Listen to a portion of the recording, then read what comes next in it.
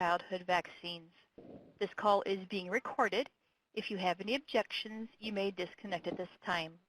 I will now turn the meeting over to the ACCV Chair, Ms. Beth Luthi. You may begin. Thank you. So welcome to everybody. We apologize for those who have been on the call and waiting.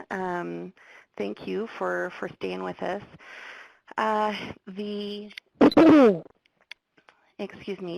members who are present right now on the call include me and Martha Toomey, John Howie, and Dino, help me with your last name. I'll butcher it, I know I will. Sangiamo. Sangiamo, okay. Well done. Thank you. I can be coached. I wanted to say a quick welcome to the ex officio members as well, and to, as always, to the DICP staff who guide us and help us out. Thank you for everyone. At this point, what we would like to do is to proceed to public comment on the agenda items. So this would be for those who are interested in making public comment. It is public comments just on the agenda items at this point. There is another point later on in the agenda for public comments that would be open, but for this point, at this point, we're looking for public comment on agenda items. Denise, are you able to see if there is any public comment on the agenda items? If anyone would like to make a comment, please press *1 on your touch-tone phone and record your name in order to be introduced with your comment. One moment, please.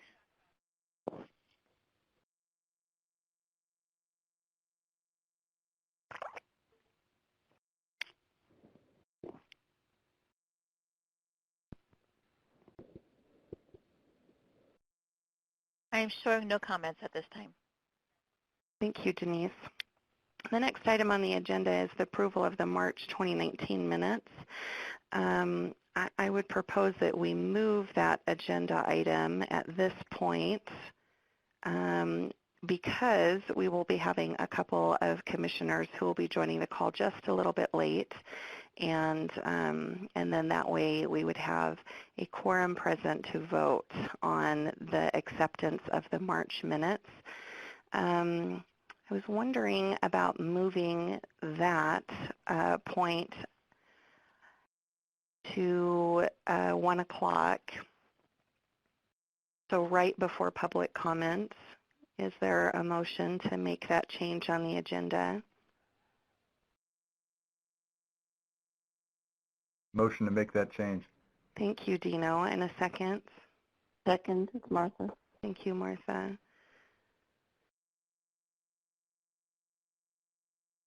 And any objections to moving it? I have just one. I just have one observation. If we could be slightly flexible, that maybe when we have the quorum, do it immediately before we, in case we lose the quorum again. I think that's a great idea. Like the minute we reach a quorum, if we can, I don't know, we're allowed to stop what we're doing and go back to that. Okay, thank you. All right, so hearing no objections, that will be our plan. So right now, the approval of the March 2019 minutes has been tabled. What we'd like to do at this point is to move forward to our report from the Division of Injury Compensation Programs. Dr. Nair, are you ready at this time for your presentation? I am. Good morning. Good morning, thank you. So welcome, everyone. I'll go ahead and get started. This is Narayan Nair, the Director of the Division of Injury Compensation Programs. And for today's meeting highlights, you'll hear my update on the VICP activities. You'll receive an update from the Department of Justice Vaccine Litigation Office, and then updates from our ex officio members, including FDA, CDC, NIH, and the National Vaccine Program Office. And then you'll receive an update from the ACV work groups. And then first, I'd like to begin with the number of petitions that have been filed as of June 1st, 2019. Historically, the average annual number of petitions that are filed with our program between the fiscal years 2009 to 2013 was 427. And just a reminder, the federal government fiscal year begins October 1st and concludes September 30th. And so you can see in fiscal year 2014, that number had risen to 633. Fiscal year 2015, it had gone up to 803. And then we really had this big jump in 2016 to 1,120. In 2017, 1,243, and roughly the same number in 2018, 1,238. Thus far, as of June 1st, we are up to 808. So we're on pace at this point to hit that 1,200 number, roughly double where we were in 2014.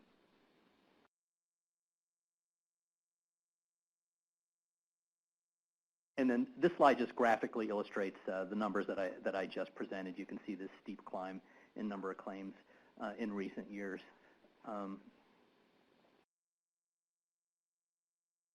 And then the next slide shows the 5-year trend in number of claims versus our administrative funding. Now, these are the administrative funding only reflects the funding that we receive here for the VICP at HRSA. So I want to be clear about that.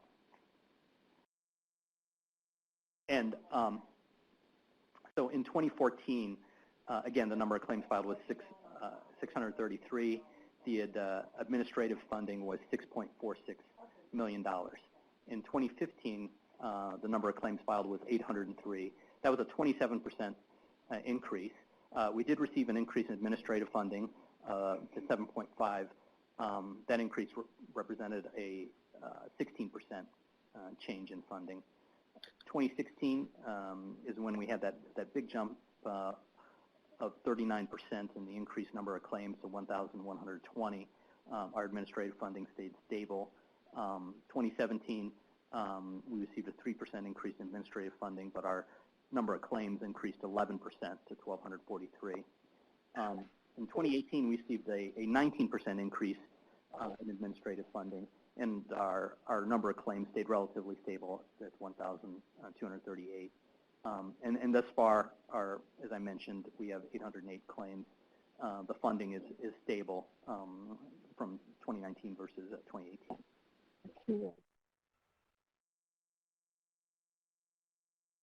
And then because of this increase in workload, we have developed a backlog that we've discussed in previous meetings. And so this number is the number of claims that are awaiting review here at HRSA by our medical officers here at HRSA.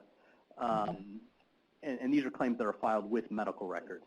So in 27, basically the total backlog is 775. And of that backlog, we have 371 claims that were filed in 2018 and 366 that were filed in 2019. So we've basically completed all the claims that were filed in 2017 from the perspective of HRSA's medical review, but we're still working through 2018 and 2019. And then next, I wanted to go through the award amounts paid as of June 1st, 2019. I won't go through all these numbers. They're displayed here. Just most recently in 2018, petitioners' awards were nearly $200 million, and attorney's fees and costs was approximately $27 million. Thus far in fiscal year 2019, as of June 1st, we're at $144 million, and the attorney's fees and costs is $16.8 million. And then the next slide is the number of adjudications. Again, I won't go through every single number, but most recently in 2018, 540 claims were found to be compensable, 189 dismissed for a total of 729. And thus far, we have 316 compensable and 70 dismissed for a total of 338. And then include the adjudication categories for these claims, and this is as the fiscal years 2017 to 2019. You can see that for fiscal year 2017, 696 claims were compensable. Of those, 26% or 183 were concession, 26 or 4% were court decisions, and that includes proffers, and 487 were settlement, 70%. Non-compensable was 185. And then fiscal year 2018, compensable was 540. Concessions made up 36% of that number, 192, and court decisions 29 or 5%, and settlements were 59% or 319. Thus far in fiscal year 2019, we're up to 325 that have been compensable, 36%, 116 have been concession, and 19 court decisions, and 190 or 58% have been settlements with 78 non-compensable for the total of 403. These numbers may differ slightly.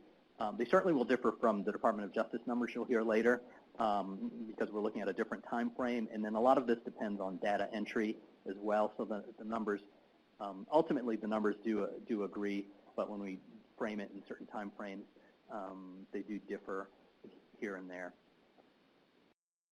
And that's just really a question of how soon we entered the data. And then next I wanted to go through the Vaccine Injury Compensation Trust Fund.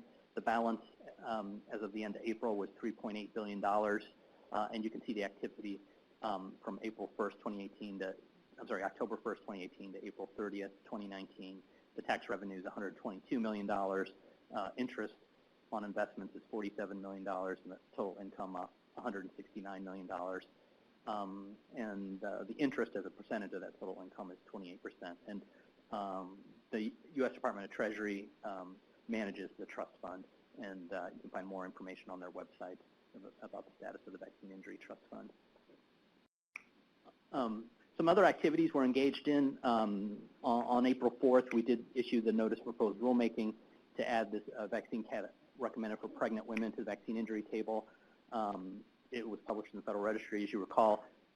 This was a recommendation by previous ACCVs to the Secretary to add this category of vaccines. Legislation was passed adding it, and we're in the process of rulemaking to add this category to the table. We have received public comments. The comment period ended October 1st, and we're going to have responses to the comments in the final rule. And as always, you can find information about the ACCV meetings, the presentations, and minutes on the website. And for people who wish to provide public comment, you can contact Annie Herzog, and here's the contact information. And then lastly, if you wish to learn more about HRSA, we're one program of many that are in this agency. And if you wish to learn more, you can follow on one of these social media outlets as listed, or visit the HRSA website.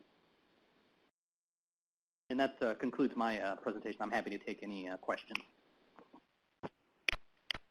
Thank you, Dr. Nair. Do the commissioners have any comments or questions for Dr. Nair? It's been a while since I've asked this question, so I'm going to ask it again just to have it on the record. The trust fund, there's a lot of money sitting there, and it's getting a lot of interest bearing. I mean, it's making money off itself. It's pretty impressive. What would it take to transfer that money to a different place, like, for example, somewhere else? What would it take to transfer that money to use it for a different purpose? Yeah, it's my understanding that money by statute stays where it is, and Congress determines the administrative, Congress with the President determines the administrative budget that our program has, as well as Department of Justice and the court. And so other than those expenses and petitioners' awards and attorney's fees, that trust fund can't be used for anything else unless some new legislation were passed. So Congress and the President could decide that money's better used somewhere else? If they were to pass legislation, yeah, that's my understanding. But other than Congress that, and the President could do that? Yes. Okay. I just want to make that clear. Okay, thank you. Sure. Dr. Nair, this is Beth. I just wanted to make a comment, really, on slide number 6, which is entitled Number of Claims Awaiting Review. as of June 3rd, 2019, and it outlines the fiscal years for 2017, 2018, and 2019. Yep, that's the one. Thank you. I just think that it is commendable that the number of claims awaiting review for fiscal year 2017 is sitting at 0. That's quite impressive. So thank you for everyone's hard work there. Thank you. We'll definitely pass that along to the team that's been hard at work. We'd love to see all of these rows be 0, but we're not quite there yet. Any other further questions or comments for Dr. Nair?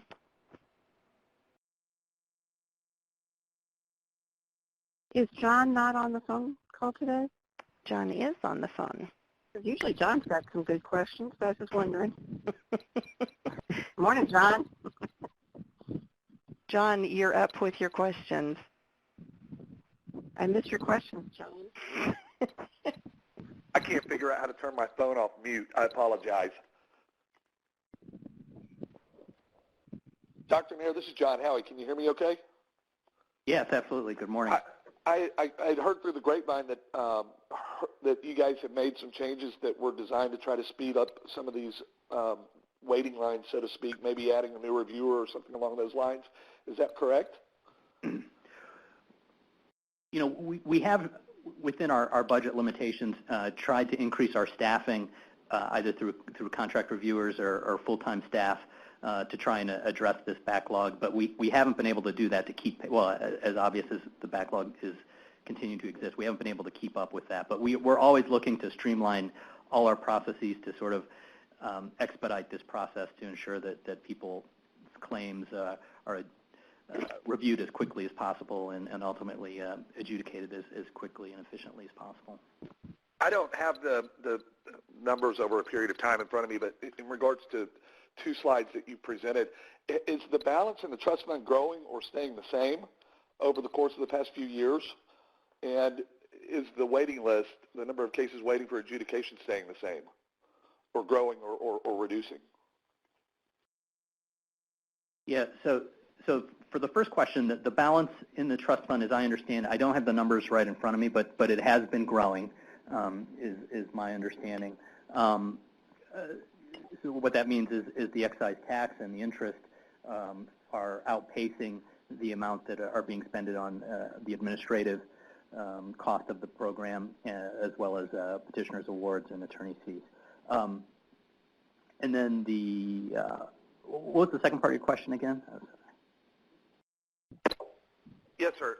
Just in regards to the backlog, is it seems like it may be staying about the same at this point, not growing but not declining. Is that correct? I think in recent months we haven't. It still is growing to some extent, but the rate of growth has slowed, as opposed to, you know, really the backlog originated in fiscal year 2016. You know, you can see in our slides that our funding was level, and we had that huge leap in claims, you know, in the previous years.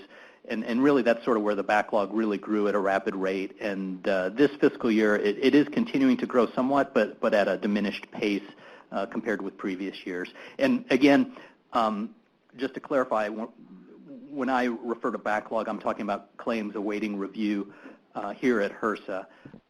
As you're well aware, you know, that's just the first step. You know, there are claims that have been reviewed by HRSA that are awaiting adjudication, and you know, that's a whole different number.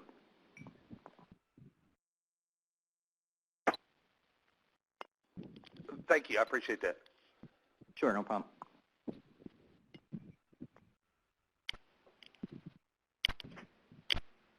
Any final questions for Dr. Nair? Are we allowed to mention the elephant in the room? That was this your last meeting with us, Dr. Nair? Are we allowed to say that? Yeah, you know, that is correct. This is my final meeting. So no, it's not a secret. And I did want to just comment. You know, I'm so appreciative of everyone, the ex officio members and our members commission members for all your input and the time you've devoted to advising us. It's such a critical component of our program and of any government program to get public input. We work for you, and we're here to serve you and for you to provide your input. And I know that there are times, and this is my personal commentary, not the official HHS commentary, but I know that there may be times where you think that the response is slow or things aren't moving very quickly, but after a number of years in the government, I think the way I perceive it is a course changes maybe to a slight degree, like an ocean liner, but the destination ends up, sometime later being quite different. And so I think, the ACCV is very important, and the input you've provided and the energy you've devoted to this commission is very important, and I think it really has benefited us and ultimately benefited public health of all Americans. So I wanted to thank you very much. And, personally, I definitely will miss interacting with all of you, and thanks for all your service. Is government losing you, or are we going to get to keep you around? Yeah, I haven't, finalized my plans. My last day will be the end of June, and I haven't finalized what I'll be doing after that, other than probably a lot of yard work and chores around the house. Well, good luck in your endeavors. Well, thank you, Martha, and thank you for all you've done. Yeah, this is Beth. I'd like to echo what Martha is saying. You have been such a valuable resource to each of us, I think, in this journey. So thank you for your service. I would like to propose another slight change to the agenda, if it's okay with the commissioners. Anne Aiken from the National Vaccine Program Office, I would like to move her to the next speaker. There's a conflict in the schedule a little bit later for Anne. Is that okay with the commissioners if we move her to be the next speaker? This is Martha. I think we should just move forward with the people that are on the phone call and be as efficient as possible. So yeah, if she's ready and we can do it, why not? Beth, hi, it's Annie. Before we start that, I do believe we have Cody and Kathleen on the line. I'm trying to get them. Cody and Kathleen, have you joined yet? They can hear us, but we haven't been able to hear them. They've actually been on the call. So I've instructed them to reach out to the operator. *0 will get the operator. If they could press *0. Yep. So this is Martha again. In my never-ending attempt, they're on the phone. We have 2 votes we need to take today, Beth. One is the minutes, and the other are the election of a new chair and vice chair. May I please suggest that we do that now? Anything that we need to vote on? Yeah, I think as soon as we're able to hear Kathleen and Cody, that would be a great idea. Got the quorum. We don't know how much longer we'll have the quorum.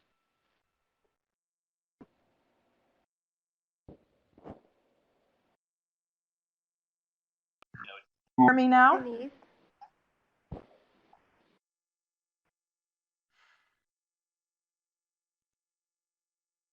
Denise?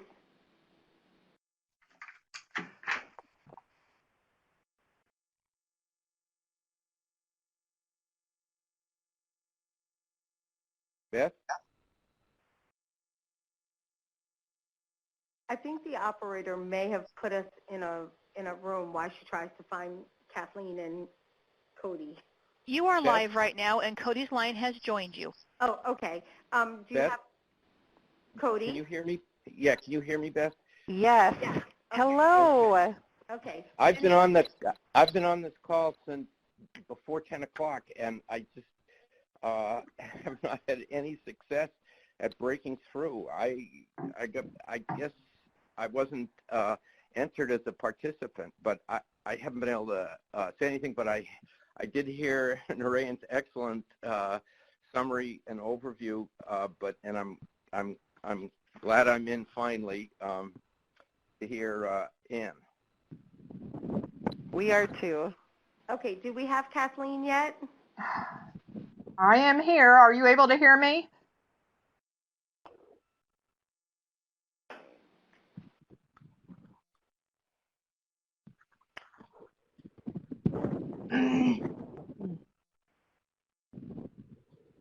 All right, Beth, I guess, do we want to, I'll let you decide if you want to wait for Kathleen to get in, to do the minutes, and just let someone else, we have 5, so we could go ahead and approve the minutes. We absolutely could. I will send Kathleen a quick message to. I think it would be ideal if we were able to hear Kathleen when we get ready to do nominations and voting, especially if she's on the line. She's just not able to communicate with us quite yet. But with a quorum of 5, meaning, let's see, so there's me and then Cody, Martha, John, and Dino. That is 5. So we can go ahead and approve the March 2019 minutes as dispersed earlier.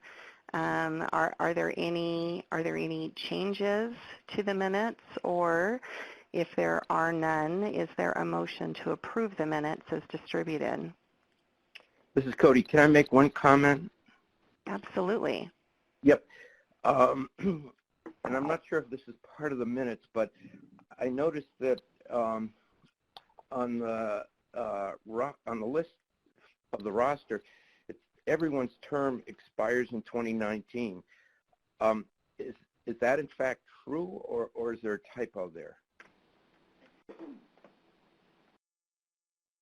Because that means there's no one left.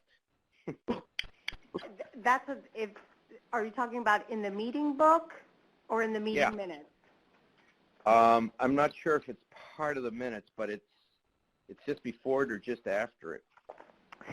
Yeah, so in the meeting book, it is in section tab number 2 under members present. It has my name, Cody, Kathleen, John, Tina, Alexandra, and Martha, and then after the commissioner's name, it has 19. Oh, that's a typo.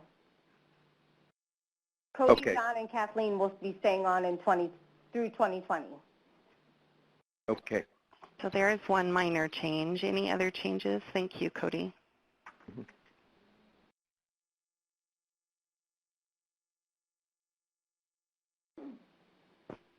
I have no other, so I would support the motion for approval.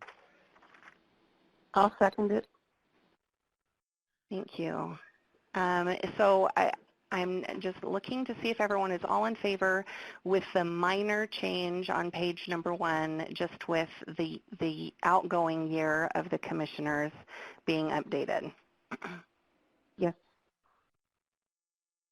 Yes. You want us to propose a vote, or can we just say yes? We can say yes. Is there, let's do it the opposite way. Is there any opposition, or are we okay to accept the minutes with that minor change? All right. Okay, with a motion, a second, and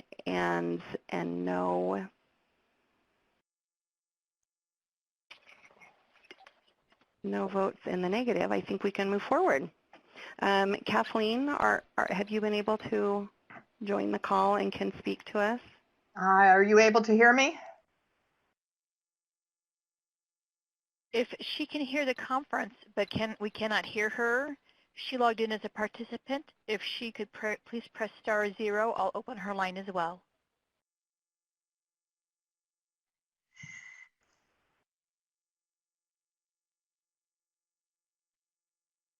So Kathleen, if you're listening, if you can hit *0. While we're waiting for Kathleen, if we can go ahead and hear the report from Ann Aiken and the National Vaccine Program Office, that would be great.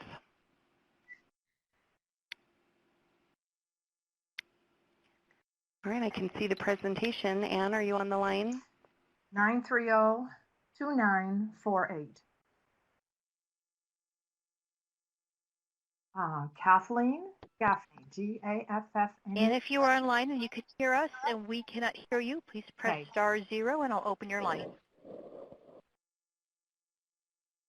The Advisory Commission on Childhood Vaccines. And they're waiting for me to pile in. I'm having some problem, and I was to get the operator. Anne's line is now open.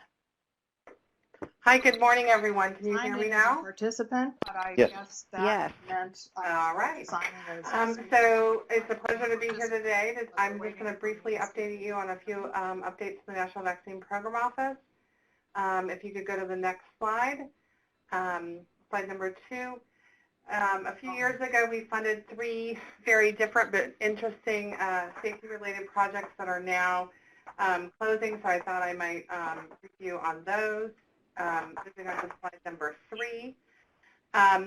We awarded Kaiser Foundation Hospitals with the principal investigator of Dr. Paula Klein a little over $300,000 to focus on adversomics.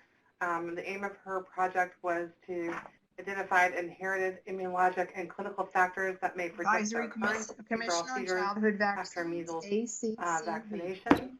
The main outcome of this study was looking at fevers in children and some of the parental clinical conditions after a fever associated with respiratory infection, as well as some immunological conditions that happen with the child 7 to 10 days after MCV. And so this is closed, but some really great research has come out of that. I think is still coming out of that. Moving on to slide number 4, we awarded Dr. Steve Black from Cincinnati Children's Medical Hospital Center $250,000 to focus on maternal immunization, and his aim was really to validate global alignment of immunization safety assessment in pregnancy, and looked at maternal and neonatal outcome definitions to standardize evaluation of safety of vaccines. And then moving to slide number 5, we also awarded the Rockefeller University Dr. Casanova $162,000 to focus on some precision medicine and looking at genetic determinants of immune response after yellow fever vaccination. And so all really great work. Like I said, this is closing up and the final reports are being developed for those projects. And then I just wanted to give a brief update. We, moving on to slide 7, just held the National Vaccine Advisory Committee meeting. It was a really great meeting. We focused on a lot of communication issues, vaccine confidence, misinformation. We also addressed a little bit around antimicrobial resistance and the role vaccines play into that, and looked at the CDC schedules, immunization schedules. There was some nice work they had done to update them with user testing, make them more readable and easier to understand, hopefully. And then that's really it for me. Our next meeting is hopefully going to be held September 17th through the 18th. We are having some issues finding a room, so we may be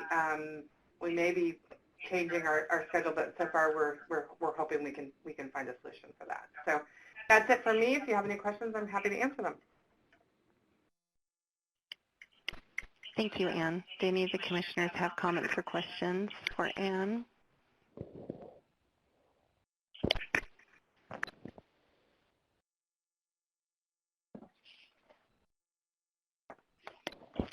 And this is Beth. I did have just one, and it was just a comment right at the very, very end when talking about the National Vaccine Advisory Committee, and a quick report on some of those things that committee has been working on. And you mentioned antimicrobial resistance and vaccines' role in that. I wondered if you could just expand on that just a little bit.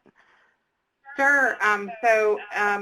NVAC wrote a report in, I think, 2015, but don't quote me on that, sort of talking about the role that vaccines can play and calling for sort of greater work around that. But basically, you know, if we can prevent diseases that would require antibiotics, that we can play a really nice role in that. And so we had an update from Dr. Amanda Cash, who works at HHS and is one of the people that's co-leading the task force on combating antibiotic resistance bacteria, which is a very complex issue, and it deals with more than just vaccines, but they're updating their national action plan. And so she came and sort of gave us a briefing on that. And then there's kind of some exciting work going on with a phase 3 clinical trial for C. diff vaccines. And so a C. diff vaccine. And so we had someone who's worked on that vaccine development at Pfizer come and speak to us. And it was a really great presentation. We will be putting our slides up online if people are interested in that. We also will be posting the videos as well. So there was a lot of interest in it. I've been getting a lot of requests for slides and things like that. And so if people are interested, I think that they were really great sessions, and people can tune into that. I should also say I was sort of remiss in saying that we also got a charge from the Assistant Secretary for Health at this meeting to look specifically at vaccine confidence. INVAC had written a report in 2015 on that. Really great report, but a lot has happened, and I think with the measles outbreak and just even some things that are going on with HPV and flu vaccines around confidence, that there was a recognition that we needed to do more, and that 2015 report really focused on children. And so we're now trying to look at all the confidence issues that sort of affect the lifespan. And so we'll be starting a working group in the next couple of weeks to address that. And the charge will be complete in September of 2020. So there's a lot of work to be done, but they will be working on that as well. Yeah, that's an aggressive timeline. Yeah, we've got a couple of aggressive timelines, to be honest with you. That keeps me on my toes. Any final questions for Anne?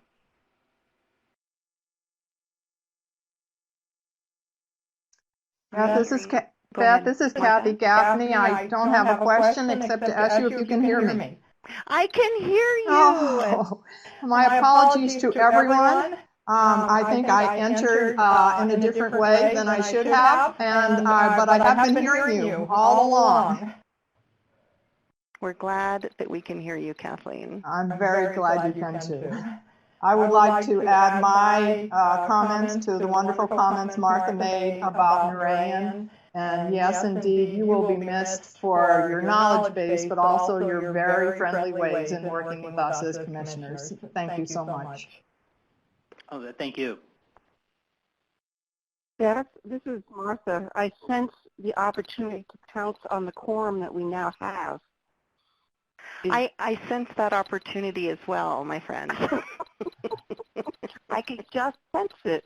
So I'm wondering, since we have a quorum, and maybe this would be a good time. We only have one more vote left. Am I correct? I don't understand the question. So we do have 1, 2, 3, 4, 5, 6. We do have 6 who are present. And we just have one thing to vote on. That's right. Okay. That's right, and we can move there next. I mean, I think we should not have any additional commissioners joining us. So we have everyone who is going to be present. It would be nice if while we have everyone, if we could go ahead and have a nomination and vote for a newly appointed ACCV chair and vice chair. This would be easy if we knew who was still going to be on the commission. Who will be left behind when we leave? Hey, hi, Martha. It'll be John Howie, Cody Meisner, Kathleen Gaffney, Dino Sangiamo, and Tina Tan. And is there any statute that the chair, it doesn't matter. It's not as if it can't be somebody. There's no prohibition on who the chair is and the vice chair. It can be any advisory committee member. So instead of nominating people and having them go, oh crap, why don't we go backwards and find out if anybody wants to do it? For example, I would just automatically nominate John, but he might not want to do it. So can we do it that way? Find out who actually wants to do it?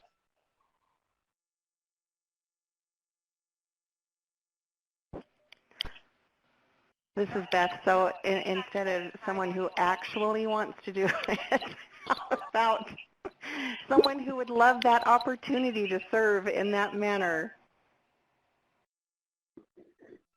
See, John, I would go ahead and nominate you. So speak up if you don't want me to do that. Thank you, Martha. I'm happy to participate in any role that you guys have the trust and confidence in me to participate in. Thank you, Well, John. Anybody else?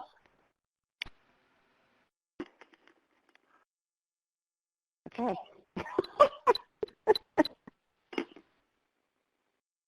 Is John allowed to be chair and vice chair?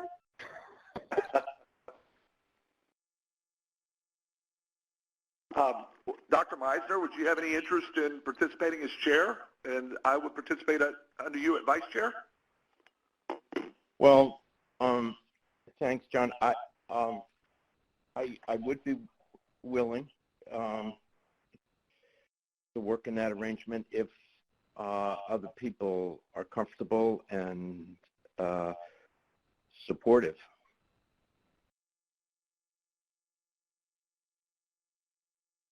This is Dino. I would be both comfortable and supportive.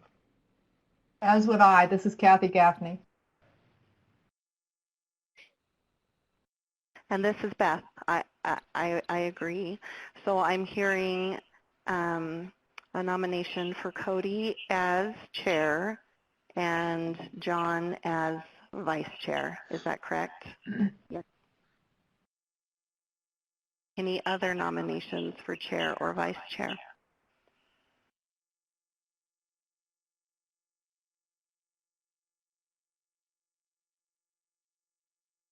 All right, hearing none, let's proceed to a vote. So let's go through the nomination for chair of Dr. Cody Meisner. And I can go first with my vote in the affirmative. So I would vote yes for Dr. Meisner. And then Kathleen?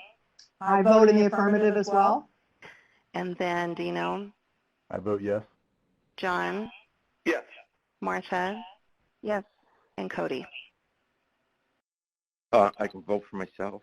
Yes, sir, you can. Okay. Yeah. Cody, why don't you vote no just to make it interesting? No,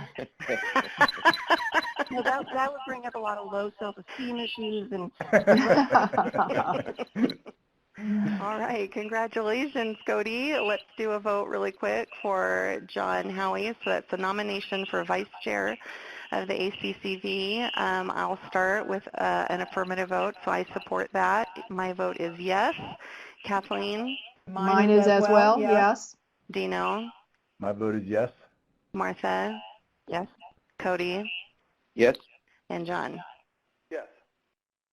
We have a new chair and vice chair. Beth, Yay. you still have to finish the meeting.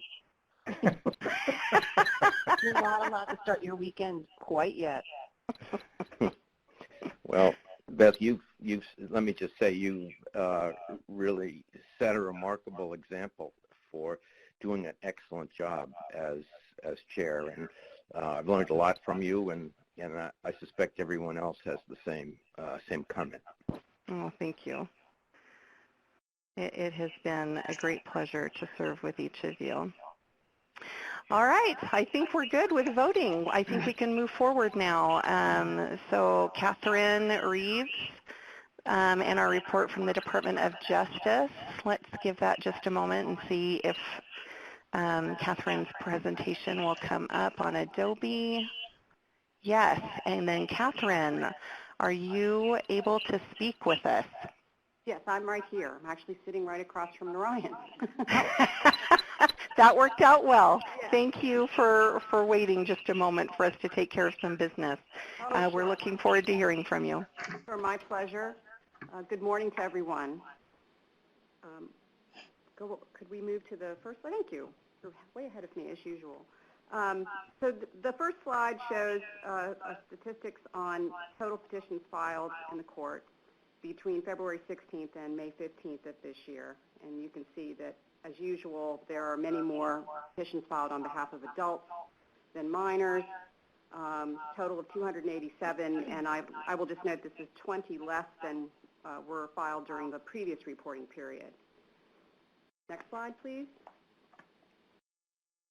So we had a total of 191 petitions adjudicated during the reporting period, which is 38 more than were adjudicated during the last reporting period. 144 of those cases were compensated, which is 20 more than the last reporting period. You can see that most of those cases were resolved through a decision adopting a proffer. And then cases not conceded by HHS were 83, which is about the same as the last reporting period. And as you can see, most of those cases were resolved through a decision adopting a settlement.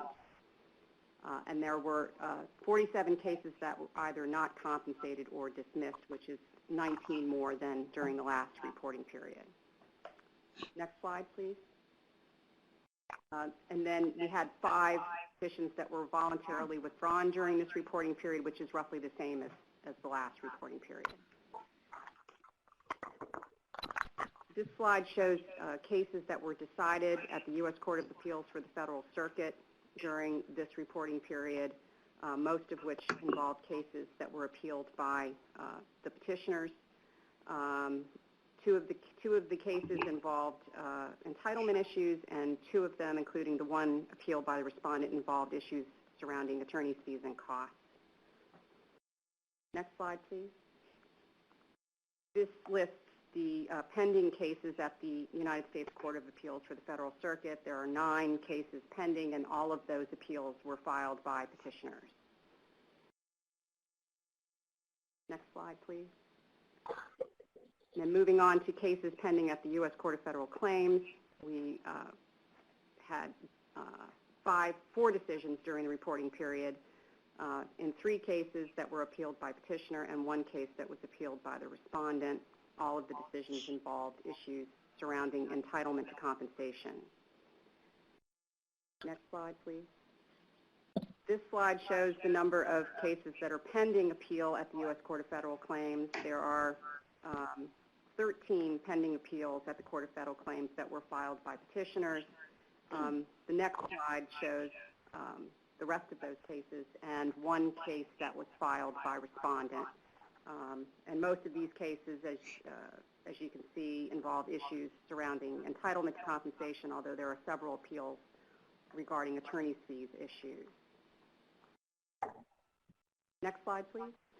We have 2 oral arguments scheduled, one at the Court of Appeals for the Federal Circuit in Boatmont, which will be held on July 9th, and it will be argued by our Deputy Assistant Attorney General, Thomas Ward. And we have an argument at the U.S. Court of Federal Claims in the Zumwalt case on June 17th. And then these next slides are just the adjudicated settlements, the vaccine or vaccines alleged as causing injury, the alleged injury or injuries, and the amount of time it took to settle the case from the time the petition was filed until the settlement was reached. I will just note that more than half of the settlements for this quarter, which is becoming a pattern, are in SERVA cases, shoulder injury related to vaccine administration. We can just quickly go through those, and then we get to the appendix with the glossary of terms.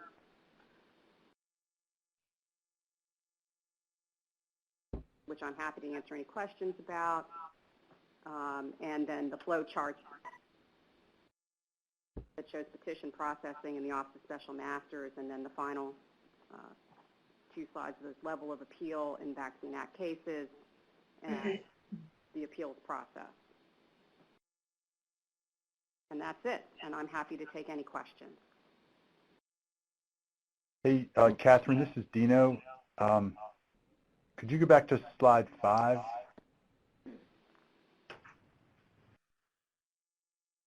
And I understand you may not have this information at the ready right now, but if you happen to know, do you know what the vaccine and the injury was in the McCollum case and the Miles case?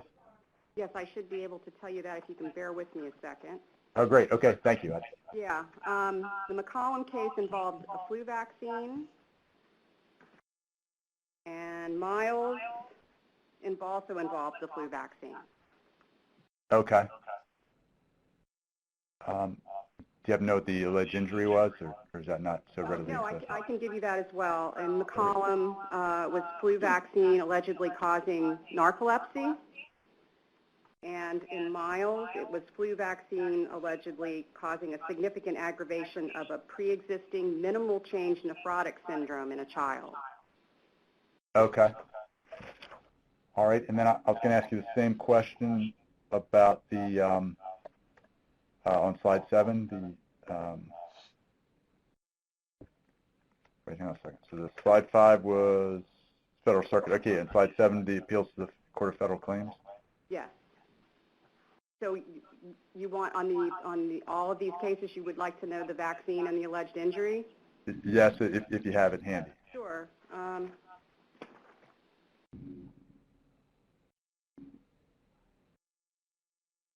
So in the Heddens case, it was HPV vaccine alleged to cause multiple sclerosis. Okay.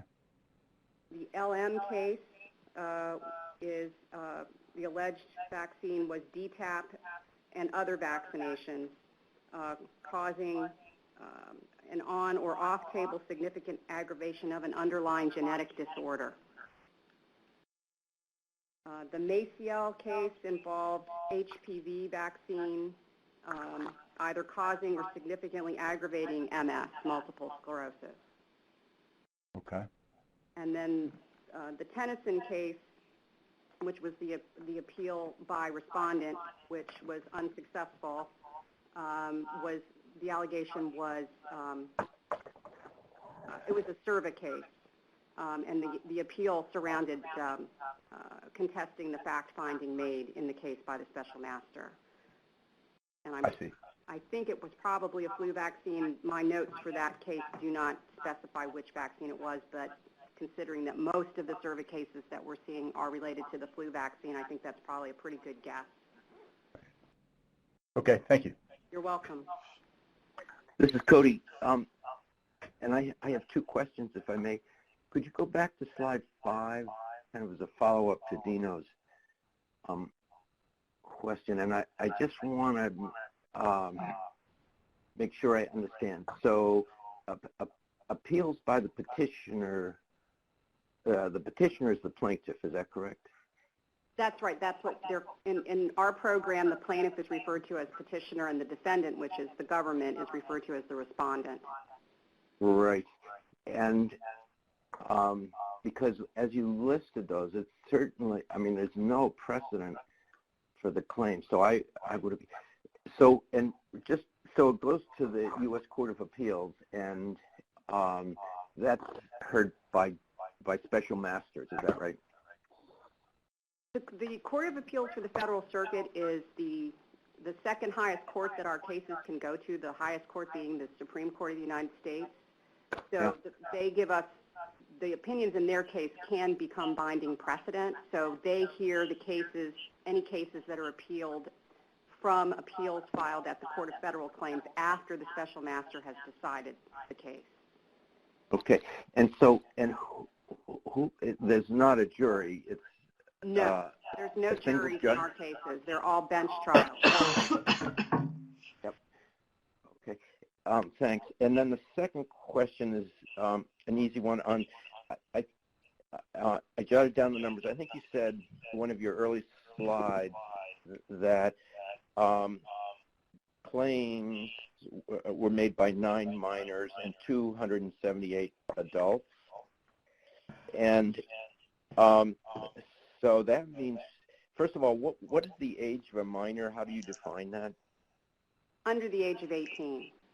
So under 18. So that's kind of interesting. That means that really fewer than 5% are adolescents and children.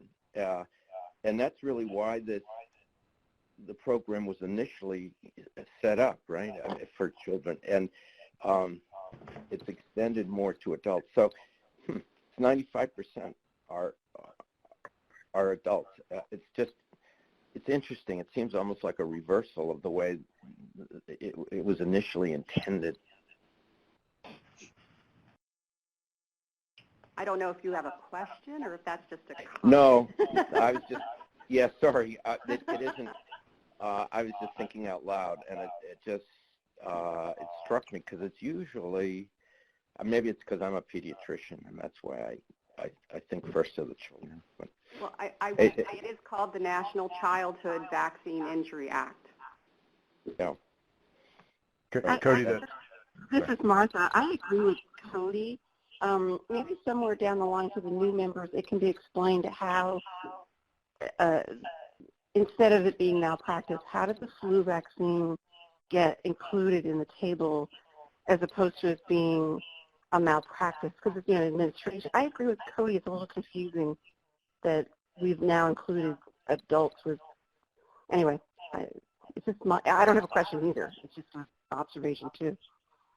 I mean, I think that, this is Dino, I think the way we end up here is that if the vaccine is recommended for routine administration for children, then it becomes part of the program, irrespective of whether the recipient of the vaccine was a child or an adult.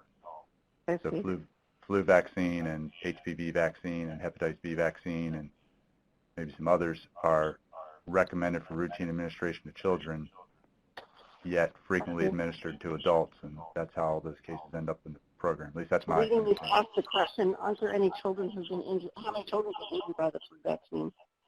Survey.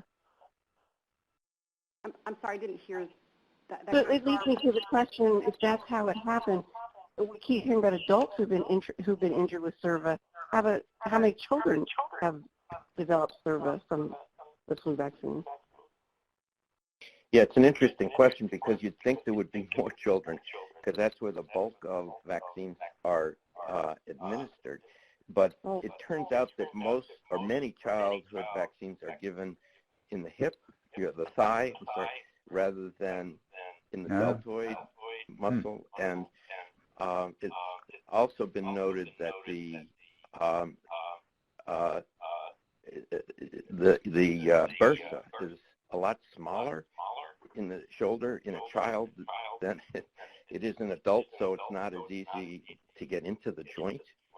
Right. And the third reason I've heard is that SERVA usually follows a repeat exposure to a vaccine. It's not the first time. And so like a Tdap or influenza, which has been given many times before, because it seems like there's an inflammatory response apart from, there are memory cells that are recruited, and so the subject needs to have been exposed to the antigen before, so that there's an exaggerated immune response. Oh, okay. I could answer that question about how many children have filed or how many petitions have been filed on behalf of minors alleging SERVA. I only know of one. Wow. And how old was that minor? Do you know? He was an adolescent. I can't remember exactly how old he was. Mm-hmm. That makes sense. Okay. Any further questions or comments? All right, thank you, Catherine. Hey, I'm sorry, it's Dino. Let me just ask this question. After I ask it, it may turn out it's a worthless question, but is there any, I'm just wondering about the about whether it's easier or quicker to move through a SERVA claim at all levels, the initial review level and the, I guess the adjudication level. Do they tend to be more straightforward in terms of just cranking them through? You know, this is John Howie, and I can tell you without a shadow of a doubt the answer is yes. And I think that that's part of the reason why we're seeing such a large number of those cases being filed is because they're straightforward, they're relatively easy to evaluate, they're relatively quick in review, and relatively easy to negotiate the settlement. Right? Path of least resistance, so to speak. Right. If I could just make a point, though, John, and I appreciate you saying that, but I will make the point that Mr. Howie is very good about providing everything that is required by the statute when he files his SERVA cases, and so I think his experience is exemplary of that. I think that SERVA cases can be processed more quickly if everything is provided to support the claim that is necessary, and we don't always see that. Is that, this Catherine? Is a Mutual Admiration Society today. Wow. Is that all packaged up before the DOJ gets involved, Catherine? I gather not from your comment. Well, when the petition is filed, as you probably know, all supporting documentation is supposed to be included with the petition, but we don't see that very often. So we see the petition at the same time that HHS sees the petition, but it's going to depend on how complete the filing is, whether HHS is going to be able to evaluate the merits, the medical merits of the case. If that's answering your question, I'm not sure that is. Yeah, no, I guess it is. And then do your lawyers start looking at the file right away, or do they wait until I guess Narayan's group has, or the medical reviewers have reviewed the file? Well, in an increasing number of cases, the special masters are starting to order the attorneys in my office to review what's been filed in the case and provide a summary to the court with the understanding that HHS and DICP have not had the opportunity to weigh in on the medical merits of the case yet. So we're being ordered to do that, which is, in our opinion, premature because we would be much more comfortable having our client agency weigh in on the medical merits because they're the physicians and the practitioners, the healthcare professionals, before we provide any information on the petition to the court. But I think there's a trend that we're seeing with the court ordering us to provide summaries of the existing medical records and our best guess as to what might be missing based on our review of the case. But until and unless we have everything and HHS is provided with complete documentation of the case, they're not able to review the case for the medical merits. When we talk about the backlog and the explanations for it and the ways to go about remedying it, is it the case that if there was better compliance by the petitioner's bar with filing completely supported petitions, that would help alleviate the backlog, or is that not really relevant to the data? I seem to recall that the way Narayan was presenting the backlog data before, it was the number of cases that have not yet been evaluated that were already completely submitted. Yeah, to clarify that, the backlog includes basically once a petition is filed and there are any medical records, in some cases it might just be a single page of medical records or a brief clinic visit, but not necessarily complete enough for us to do an assessment. That's sort of the trigger for that review to be assigned, or that claim to be assigned to a reviewer, if there's any medical records at all. But not uncommonly, we will get claims that there's gaps in the medical record, and so it does cause the reviewer to sort of have to put that review on hold until they're able to get the additional medical records. but certainly, even if that issue was resolved, there still would be a backlog. That's not the the sole or even maybe the majority of the cases on the backlog. Right. Okay. Ryan, this is Cody, and I also, there's been an increasing amount of attention focused on SERVA because that's really a preventable accident after vaccine administration. Do you have a sense, has the education that's been provided to by professional societies and by the CDC regarding proper technique for administration of vaccine, do you have a sense whether rates of SERVA are going down, and maybe with the increased attention, more people are filing a claim?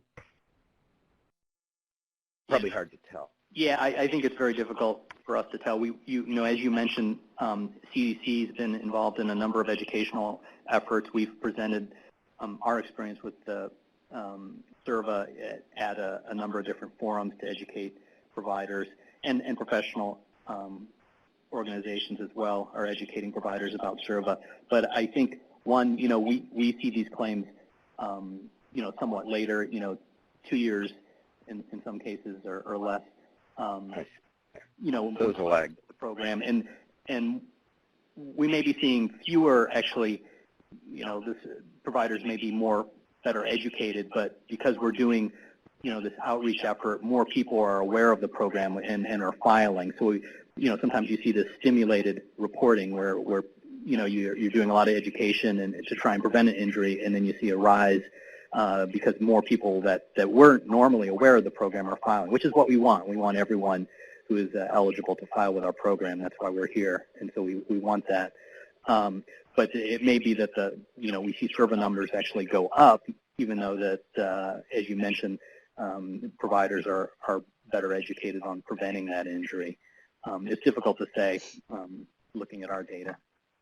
Yeah, interesting. So there's a lag time before it gets to you, so it's hard to tell what the education is, if it has helped reduce the number of cases or it's brought more attention, so there are more reports.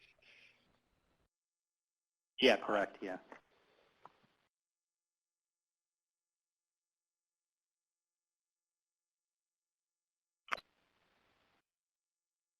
Any final questions or comments?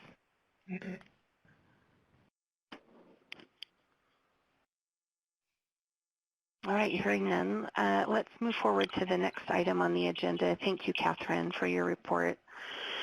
We're going to receive an update from the ACCV work group. Just prior to Martha's report, I just wanted to circle back really quick. In our March meeting, we had mentioned that we'd received a letter from George Segunas, an administrator, that they had received the letter that the work group had sent. Well, it was initially written by the work group and then ratified by the commission. That was January 28th that we received that letter. So that letter was just acknowledgement of receipt.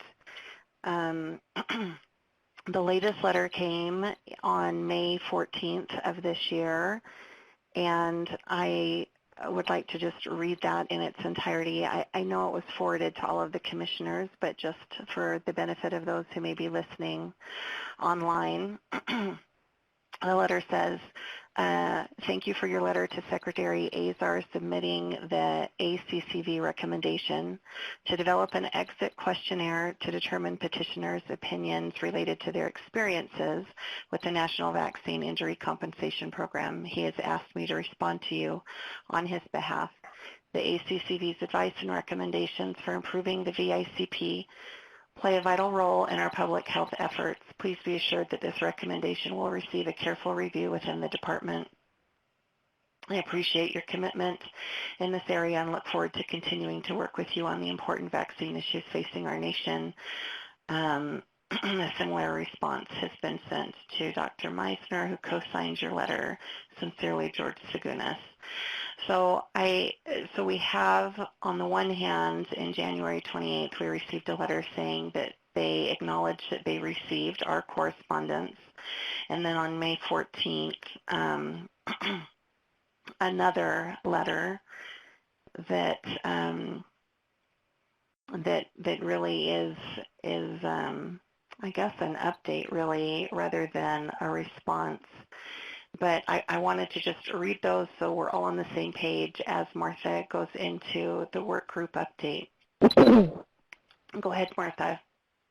Well, thank you, Beth. The last meeting we had, we were a little stymied. We only met for about, via telephone for about, 15 minutes. We read the letter and talked about that, and since so many people on the work group are going off the commission, the next work group will be pretty much new people. So we really had we really talked about what we wished had happened, what we wish would happen, and what suggestions we would have for the next work group that would meet. And John, you had some ideas. Why don't you get started with what you think we accomplished and then what you wish we had accomplished? And I would suggest that the next chair of the work group, never mind. You go ahead, John. You go next. What did you say that you wished we had accomplished? Well, I don't know that I had a whole lot of ideas about what we didn't get accomplished. I've only been involved for a year, and I think over the course of that year, we had a letter to the Secretary begging for more resources to be allocated to the program, and sent the recommendation on the kind of the closure exit interview. I think I was more interested really in hearing what those of you who have been on the committee or the work group committee longer than I had not gotten accomplished that you had wished to have seen, so that we can try and continue to carry that forward. Okay. Beth?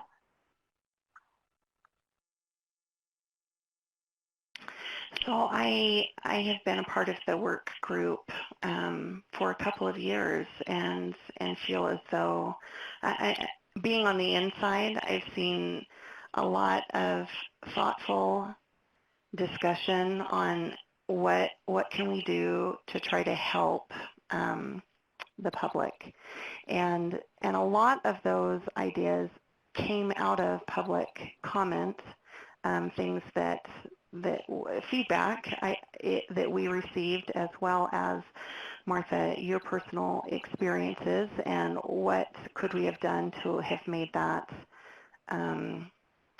a better process than what it was for you and your family. And there has been a lot of thought and a lot of preparation and research and trying to do whatever we can do to try to help. And I think there's a lot of work that has gone into it, and that's to be commended. I think the ACCV, at the direction of the work group, has been actively involved in communicating with the Secretary, and it just, my recommendation would be for those who are coming on afterwards is that, that you keep the momentum going, because it takes a little bit of time to get the group together and to get your momentum, and I feel like there is momentum right now, and I just wouldn't want any of that to be lost. Okay. Dina?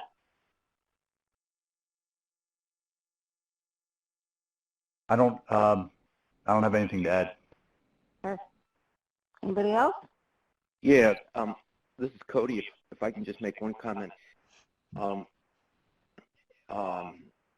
At the NVAC meeting yesterday, or it was yesterday and the day before, Secretary Azar gave a presentation, and the Assistant Secretary, Admiral Giroir, and I think everyone was quite impressed with their comments and their commitment to the importance of vaccines, which includes the issues surrounding adverse events.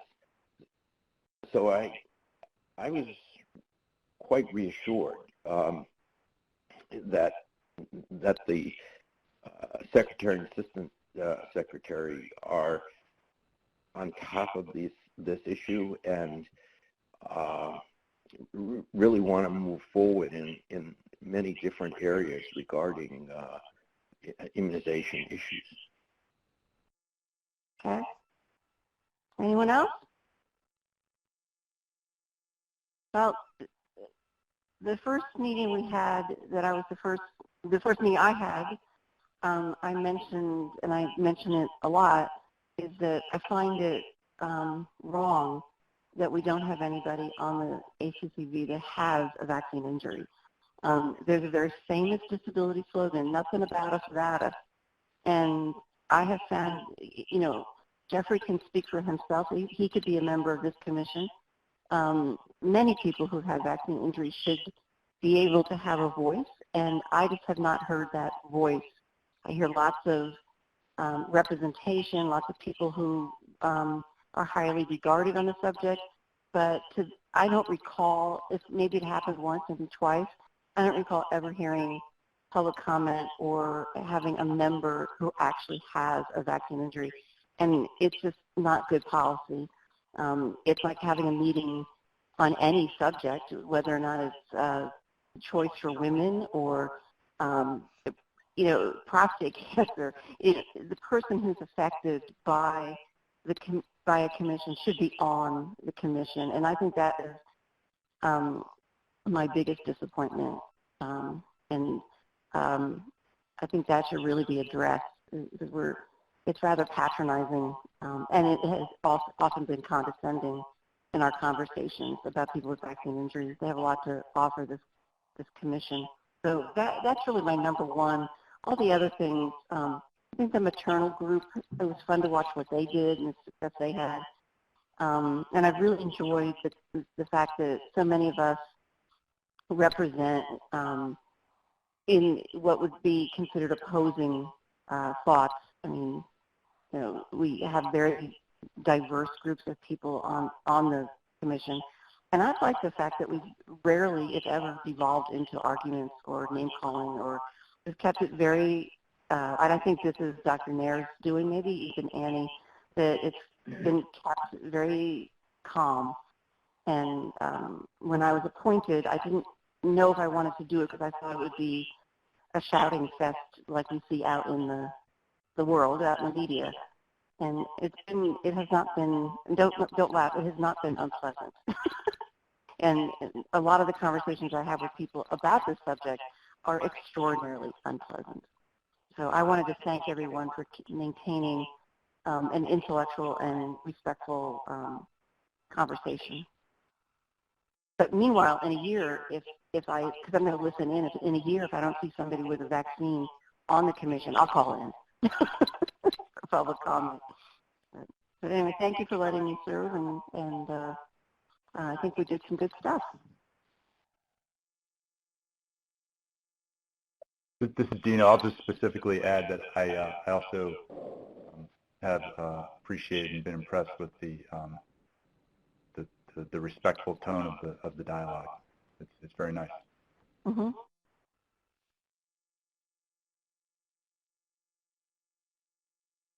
And this is Kathy Gaffney, and I just wanted to add, Martha, that having you on the group with the life experiences you've had on the subject matter has been an enormous contribution, and I agree with your statement that that kind of representation, I believe, strengthens the commission and its work. Well, thank you.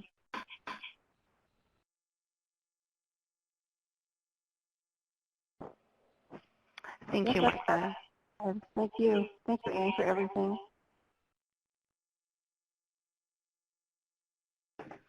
I think it's fair to say these meetings are not going to be as fun without you, Martha. No way. I don't know if I'm not cracking jokes, I'm crying. So maybe the next parent rep might be more stable. we do have a next parent rep, do we not? We have somebody at the next meeting. Annie? Yep, we're working on it. Okay. Good.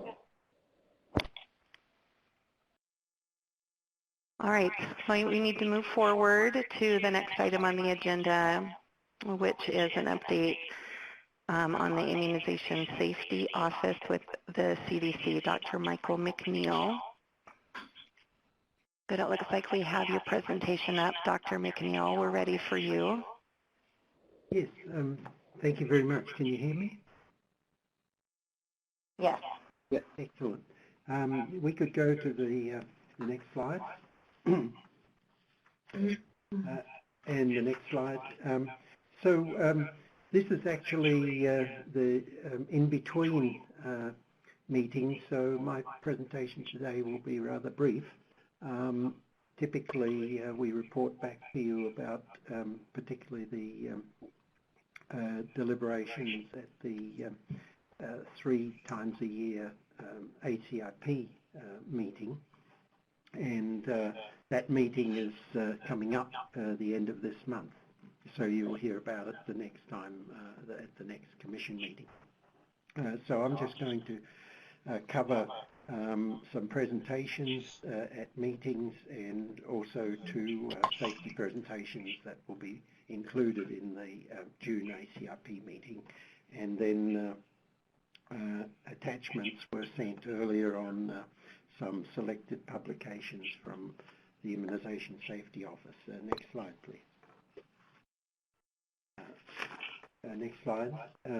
So one of the recent meetings is the annual conference on vaccinology research, sponsored by the National Foundation of Infectious Disease, was held in Baltimore in early April, and there were 4 presentations from the ISO.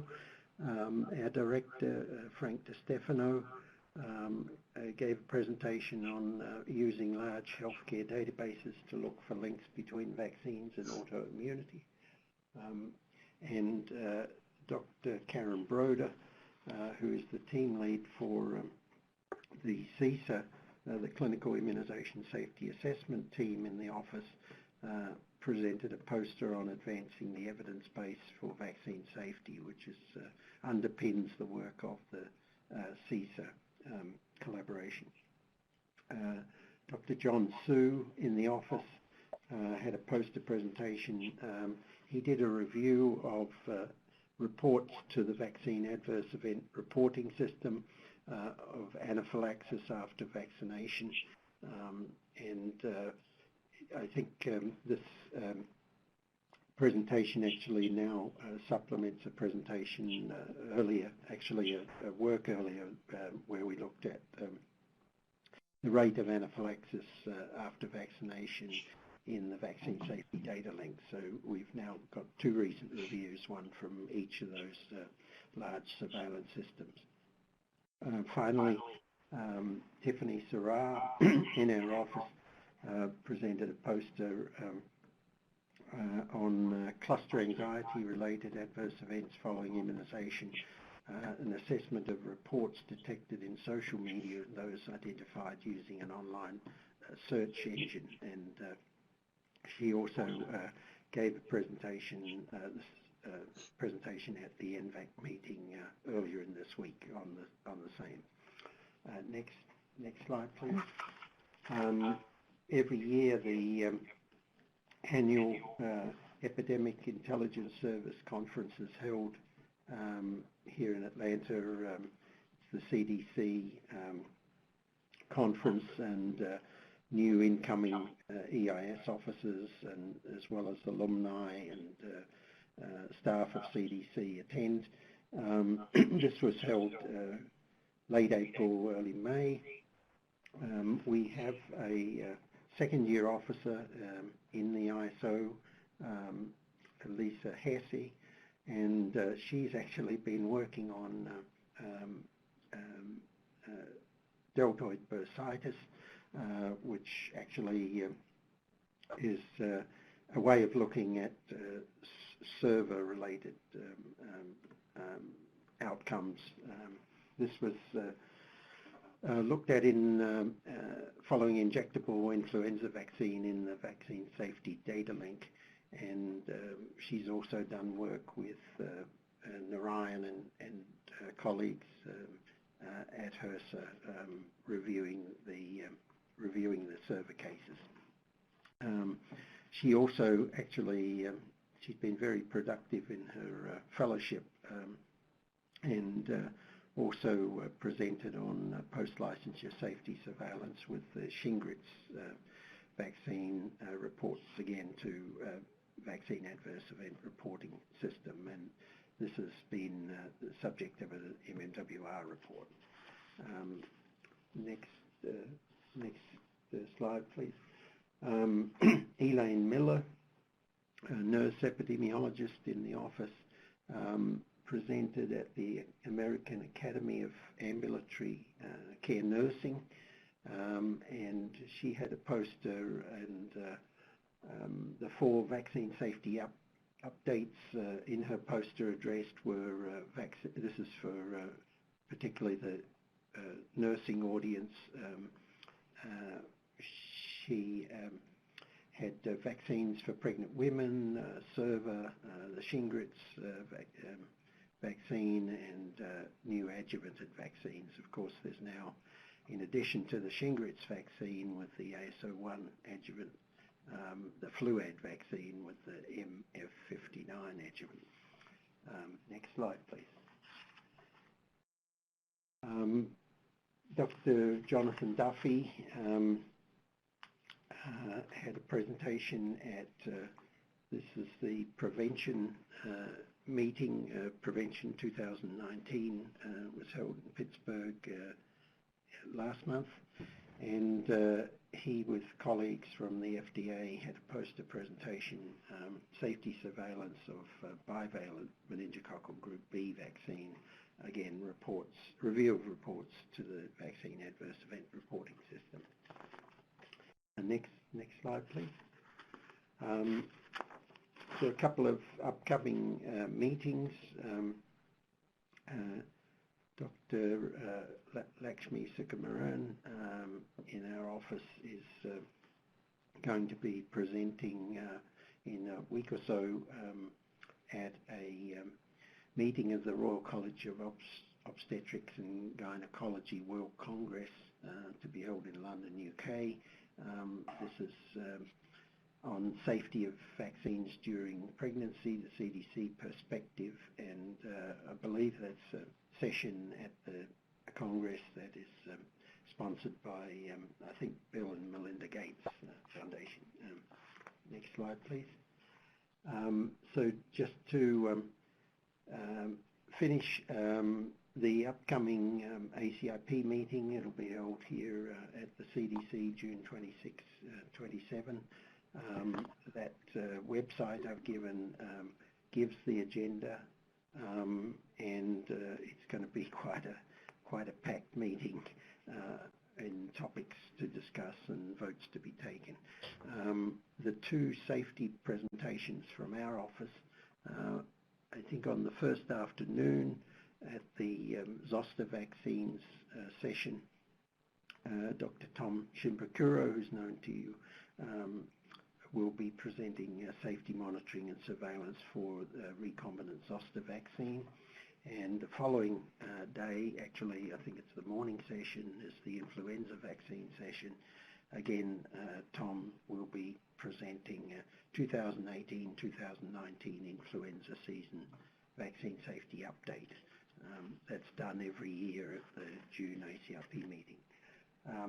That really brings me to the end of the presentation. I've attached the summaries of the publications that you would have received as PDFs. I would like to say that this will be the last of the ACCV meetings that I'll be rotating off as the CDC ex officio. Dr. Patricia Wody, who is a pediatrician in the CISA team in the office, will be replacing me. And I'd just like to say thank you very much. I've enjoyed my time. It's been really rewarding to work with you all, and I do have the utmost respect and admiration of all involved. Thank you. Thank you, Dr. McNeil. Are there any questions or comments?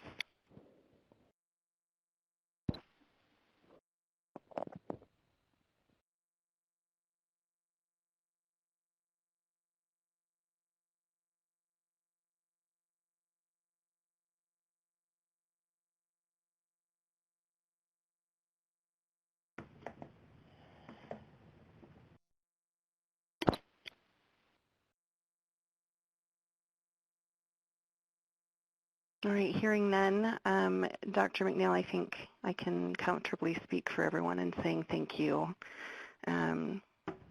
for always being so informative and always so willing to answer any questions or to clarify. And I think you'll be sorely missed. Thanks very much, Beth.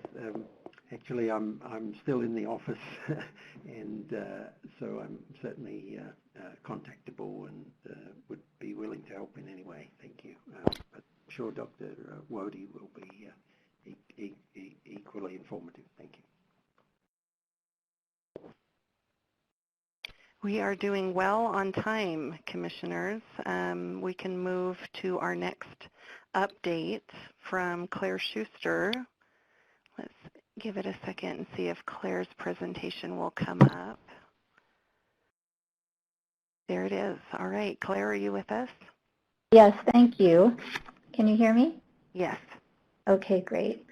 Good morning, everyone. I'm Claire Schuster, and I'll be giving today's update for the National Institutes of Health. And my first few slides are updates on influenza research. In a new series of articles, NIAID scientists and NIAID-supported researchers describe efforts to improve seasonal influenza vaccine and develop universal influenza vaccine. A universal influenza vaccine is a vaccine that can provide durable protection against multiple influenza strains, including those that might cause a pandemic. These articles detail ongoing research and what remains to be learned about influenza, such as how the immune system responds to influenza infections and vaccinations. Sorry, let me turn off the sound on my computer here. Experts also discuss how such research might influence vaccine design approaches and help the public health community better prepare for the next influenza pandemic. Next slide, please. The first clinical trial of an innovative universal influenza vaccine candidate known as H1SSF 3928 is examining the vaccine's safety and tolerability as well as its ability to induce an immune response in healthy volunteers. This experimental vaccine is designed to teach the body to make protective immune responses against diverse influenza subtypes by focusing the immune system on a portion of the virus that remains relatively constant from strain to strain. This clinical trial is being conducted at the NIH Clinical Center in Bethesda, Maryland. Next slide, please. NIAID has recently announced 2 awards for the study of influenza immunity in children. These awards will support studies examining how young children's immune systems respond over multiple years to their initial influenza infection and their first vaccination, with the goal of understanding the factors underlying immune memory and a person's ability to mount an immune response to different influenza subtypes. These insights could help scientists design more effective influenza vaccines. And this research will address a knowledge gap identified in NIAID's strategic plan for developing a universal influenza vaccine. These studies are being conducted by investigators at Cincinnati Children's Hospital Medical Center and St. Jude Children's Research Hospital. Next slide, please. NIH is also supporting development of vaccines for sexually transmitted infections, or STIs. NIAID recently announced awards to establish 4 cooperative research centers, CRCs, focused on developing vaccines to prevent STIs. The grants totaling $41.6 million over 5 years will support collaborative multidisciplinary research on the bacteria that cause syphilis, gonorrhea, and chlamydia. At the end of the program, each center is expected to identify at least 1 candidate vaccine ready for testing in clinical trials. The awardee organizations include University of Connecticut School of Medicine, the Henry M. Jackson Foundation for the Advancement of Military Medicine, Georgia State University, and the University of North Carolina, Chapel Hill. Next slide, please. On April 2nd, NIAID experts published a new perspective on acute flaccid myelitis, AFM, in the journal MBio. AFM is a condition associated with a recent infection, including those caused by polioviruses or non-polio enteroviruses that cause sudden muscle paralysis. Currently, there's no vaccine to prevent non-polio AFM, and there's no specific treatment to cure the condition, although evidence suggests that early intensive physical therapy may be helpful. AFM unexpectedly reemerged globally in epidemic form in 2014, and it appears to occur at the same time and locations as outbreaks of enteroviruses known as EVD68 and EVA71. Experts have yet to prove that EVD68 is a major cause of the current epidemic AFM. However, evidence implicating this virus is growing. The authors of this perspective piece call for concerted research to develop non-polio enterovirus-specific diagnostics, epidemiological studies, and animal models to study the neurologic manifestations of enteroviruses and to develop drug therapies. Next slide, please. On April 29th, NIAID Director Dr. Anthony Fauci issued a statement on the importance of childhood vaccinations. He described the role of vaccines in preventing childhood diseases, including measles, mumps, rubella, and whooping cough, and advised parents and caregivers to vaccinate their children. He noted that when children are vaccinated, their immune systems develop infection-fighting antibodies to protect them from contracting the targeted disease if they are exposed to it later in life. And I don't have a slide for my final update, but I did want to provide a little information about an NIAID-supported trial of an experimental vaccine for hepatitis C. This vaccine was found not to be effective at preventing chronic HCV or hepatitis C infection in adults. The trial began in 2012 and was conducted at sites in California, Maryland, and New Mexico. This phase 1/2 trial evaluated whether an experimental prime boost vaccine was safe and could prevent chronic HCV infection, which is defined as persistent presence of the virus in blood for 6 months after initial detection of infection. The results indicate that this vaccine candidate failed to offer increased protection against chronic HCV infection compared to placebo. No vaccine-related serious adverse events were reported. Additional analyses of the trial data are ongoing, and please see the NIAID website for more information about this study. That concludes my talk for today, and I'm happy to take any questions. Thank you.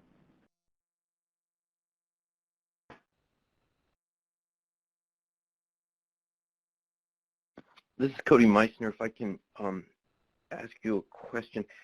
On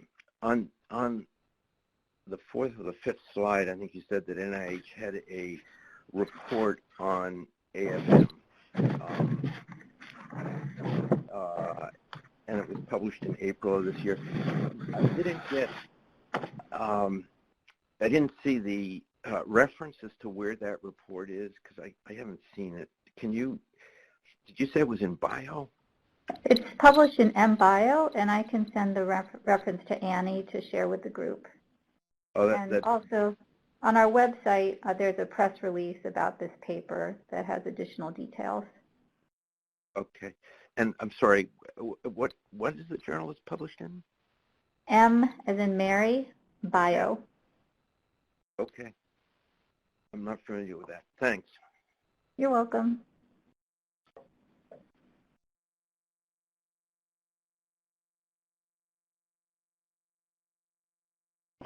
Thank you, Claire.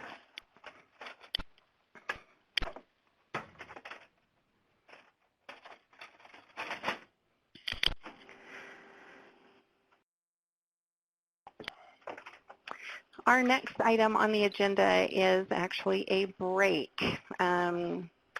So I just was wondering if everyone needs to have a break. We also have a 15-minute presentation from the FDA. We have public comment period and then some wrap up at the end of this meeting. I don't need a break. I do not need a break. No. We don't have much left. We've got Valerie Marshall and then public comment. We've already done the vote. Right. So we're almost done. I'd say if it's okay with everybody else, let's just keep moving. Beth, are you able to hear me, Kathy Gaffney? Yes. Okay, yes, I support that. Thanks. This is Dino, me too. We should see, I think we should probably see if Valerie is available. Yes, this is Valerie. Yeah, I should have clarified. That sounds good to me, assuming that's okay with Valerie. Can you hear me? Yes. Okay, yes. And I assure you, I will not take 15 minutes. All right, it looks like your presentation is up. Hey, thank you. Okay. Good afternoon. I am pleased to provide an update on behalf of the Food and Drug Administration. Dengue disease is a major global public health concern and is endemic in the United States territories of American Samoa, Guam, Puerto Rico, and the U.S. Virgin Islands.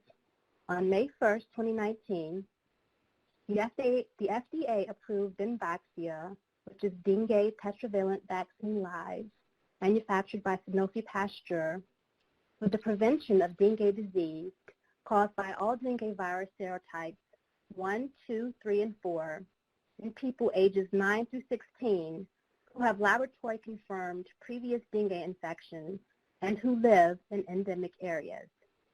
Infection by one type of dengue virus usually provides immunity against that specific serotype, but a subsequent infection by any of the other 3 serotypes of the virus increases the risk of developing severe dengue disease, which may lead to hospitalization or even death.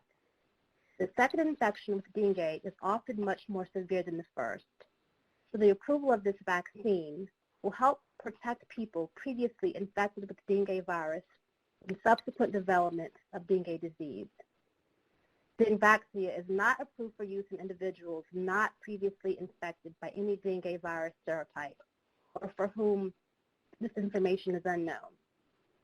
This is because in people who have not been infected with dengue virus, Vaccinations, which is the vaccine, appears to act like a first dengue infection without actually infecting the person with wild-type dengue virus, such that a subsequent infection can result in severe dengue disease. Healthcare professionals should evaluate individuals for prior dengue infection to avoid vaccinating individuals who have not been previously infected by dengue virus. The safety and effectiveness of the vaccine was determined in 3 randomized placebo-controlled studies involving approximately 35,000 individuals in dengue endemic areas, including Puerto Rico, Latin America, and the Asia-Pacific region. This concludes my report. Thank you.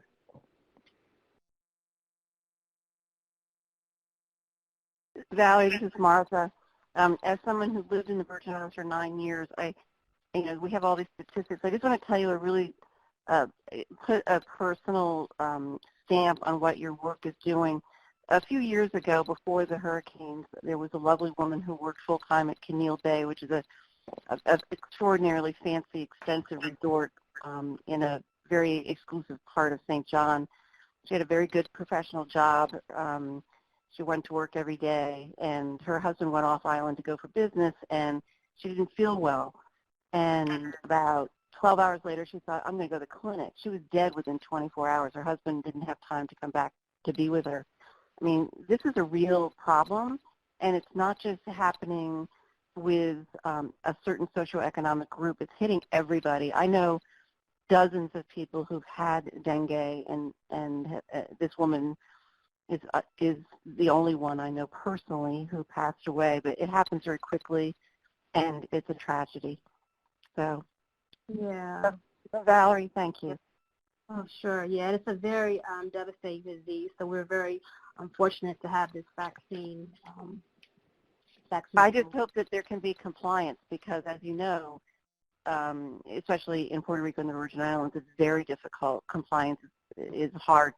You know, they don't even have basic medical services to provide a vaccine. It's going to be very difficult. My only suggestion would be to work with the Bill Clinton Foundation and Tom Secunda at Bloomberg. They seem to be the only people providing systemic health care that people trust. Okay, thank you for that suggestion. Yeah, and it's imperative that individuals are screened prior to receiving this vaccine, so we appreciate that recommendation. At the moment, it's pretty catch as catch can, the medical care, which is why we moved, which is why we no longer live there. But the Bloomberg people and the Clintons are there now, working on post-hurricane planning. That was the first question I asked you at our first meeting, Valerie. When are you going to get a dengue vaccine?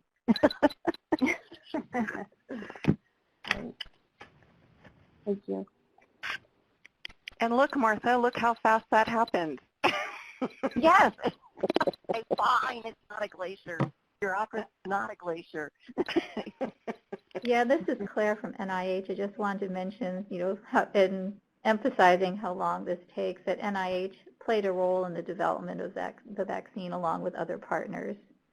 It definitely takes a long time getting from those early research and development days through FDA approval. I just really am worried about the compliance because we still have people there. We have friends and everything, and they don't want to take it. They're willing to take their chances with dengue as opposed to their chances with the vaccine. So it is true, Secretary Azar, it's true that there's a lack of trust. We need to work on that. Well, let me just say, this is Cody from the other side. It's only, as Valerie correctly pointed out, it's only licensed for people between 9 years of age and 16 years of age who have already had dengue.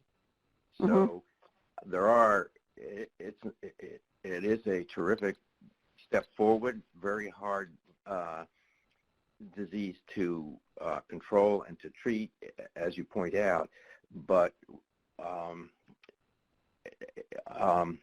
this vaccine is probably not going to be the final answer. No, I don't think so either. I think you're right, Cody.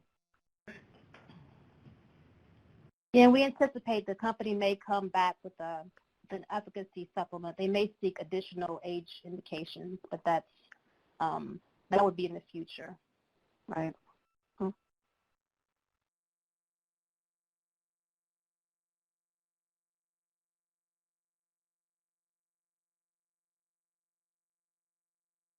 All right, thank you. Moving forward, Denise, we're hoping that we can open the line for public comment at this time.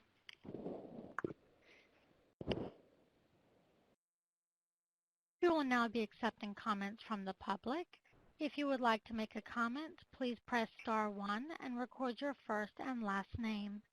If you would like to withdraw your comment, press star 2.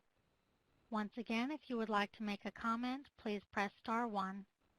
One moment, please, for comments to queue up.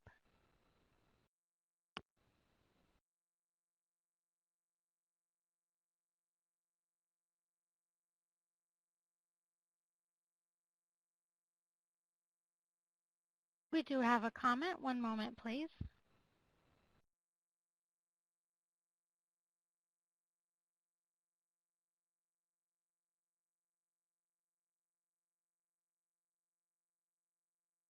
Our first comment is from Teresa Wrangham. Your line is open. Good morning. My name is Teresa Wrangham, and I'm the Executive Director for the National Vaccine Information Center. Our mission is to prevent vaccine injury and death through public education and to defend the informed consent ethic in U.S. vaccine laws and policies. I wanted to provide comment today on adult compensation. When MVIC's co-founders worked with Congress to craft and pass the National Childhood Vaccine Injury Act of 1986, there was no adult schedule in place at the time, so the law did not specifically mention adult injuries or positions within the Commission for Vaccine Injured Adults. The commissioner who stated that adult compensation is through language which states injury from routinely recommended childhood vaccines is correct. Vaccines, let's see. So I guess one of the points I wanted to make is one of the commissioners had spoken about a position for an adult injured by a vaccine.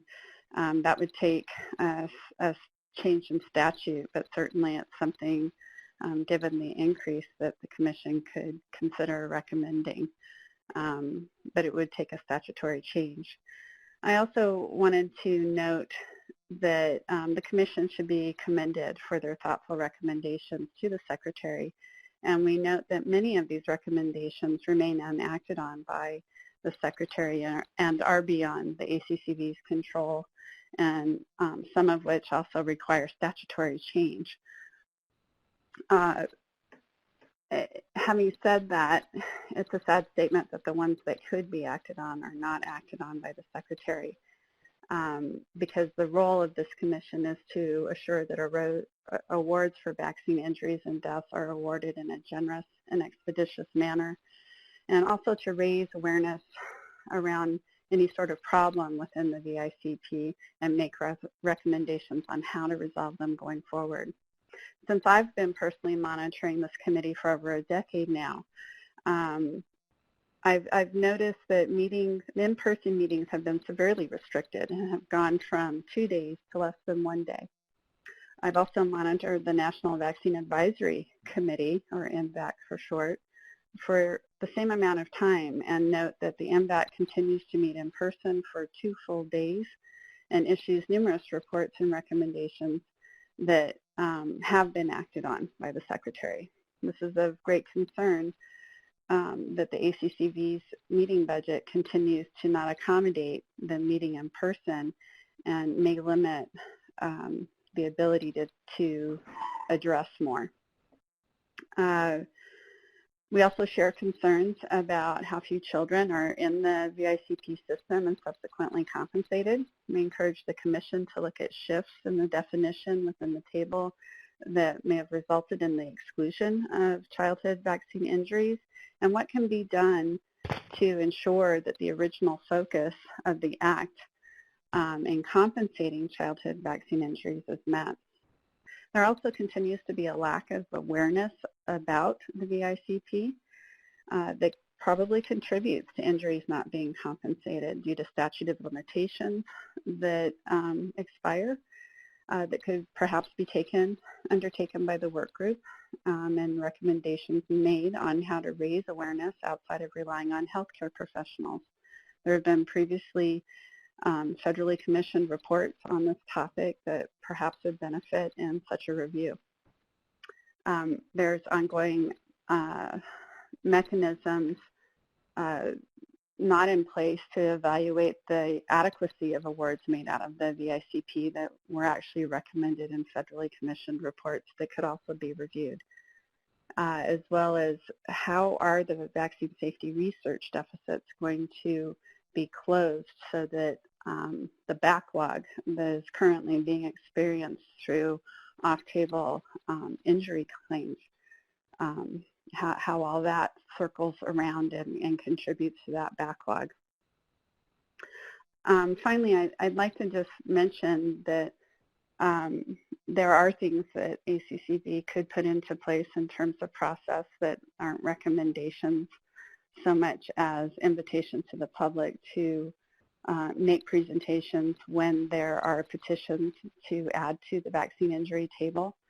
ACCV can invite those people who are wanting to see those additions to provide their thoughts on why additions are needed to balance that process. And in looking at the environment that we live in right now in terms of how informed consent to vaccination is being viewed by the public, ACCV knows better than any commission that there are real risks associated with vaccines that cause injury and death. And there is a great need for a statement or a report on the importance of choice in this, because so many injuries cannot be screened for in advance. And mandates without flexible exemptions continue to be pursued at a state level. And we're seeing a lot of this play out through recommendations made through the MVAC. And I see this as an ACCV role, as part of the role to make sure that risk is acknowledged, compensation is in place, and mechanisms of injury where possible understood and were not at least acknowledged, so that flexible exemptions have their place. With that, I'll conclude my comment and thank this commission and outgoing commissioners for their work. Thank you.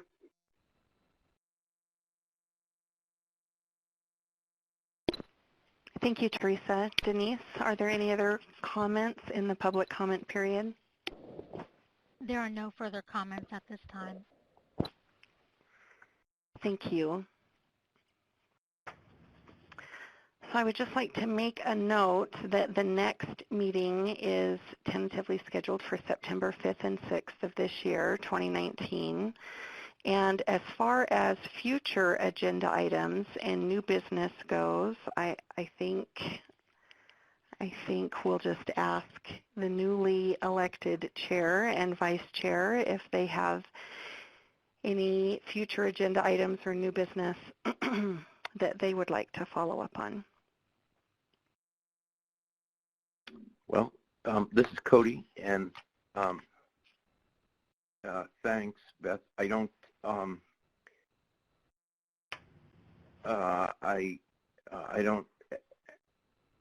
I guess the one issue that I'd like it'd be fun to hear a little more about is how the wording is finally formulated in regard to adding pregnant women and their children to the division or to the vaccine injury table. I know there was a open discussion, and I think we reviewed some of the wording, but I don't know if I've seen the final statement, and I don't know how close we are to that. Maybe Narayan, maybe you know where that is. Yes. So right now, where we are with that is a rule has been proposed, and we received public comment, and then the next step is to issue the final rule, and that'll have the wording regarding the addition of pregnant women to the vaccine injury table. Okay, thanks. Will we get? So we won't get to see that before it's published. Is that correct? No. The final rule will be released in the Federal Registry and posted on the website. So we'll certainly notify you as soon as that's occurred. Do you think that will happen before the next meeting? Yeah, it's uncertain. This is a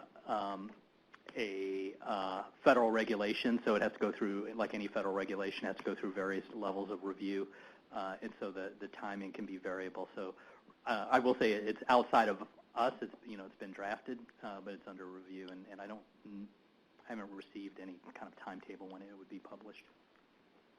Okay, thanks.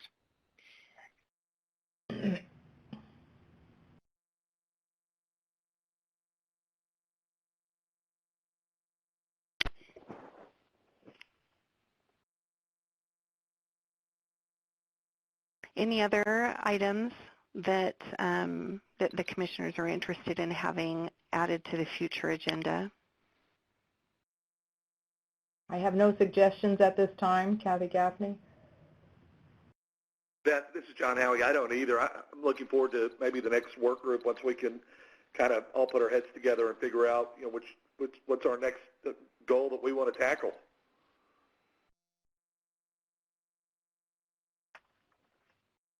Sounds good. Well, with that, we are at the end of our meeting, and I believe this will be the final meeting for Martha and I. So I would just like to thank you all for your service. You've been a joy to work with. I will miss. I will sincerely miss being involved so closely with this work, and Martha will dearly miss you as well, and our interactions as part of this committee. And I wish everyone the very best. I know that all of the commissioners have a lot of passion with this topic, and Martha, I think you and I are leaving the group in good hands. I think they will be just great. Group hug, group hug. Group hug, that's right. Group hug, group hug. It's very poignant to say goodbye to you all. Very poignant.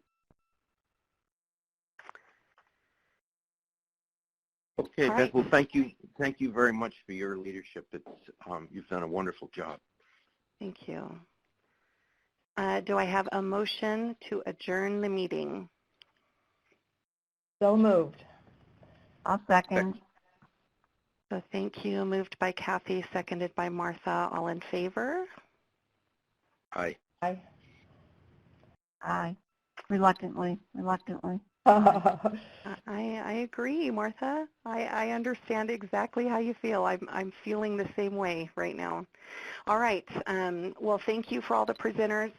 Thank you for those who have listened in on the call. Thank you for the public comments, as always, and best wishes for all of you. A special thank you to Teresa. She's called into every meeting for public comment that I've been on, and I really appreciate her passion. Mr. Dino, I agree. And big thank yous to Beth and Martha. So we'll miss you.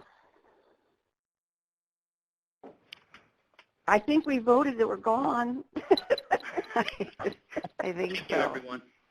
All right, take care. Dawn, you hang first, Dawn, Bye-bye. then we'll hang up. Bye, thank you. Bye-bye. Bye-bye. Bye-bye. This now concludes today's conference. All lines may disconnect at this time.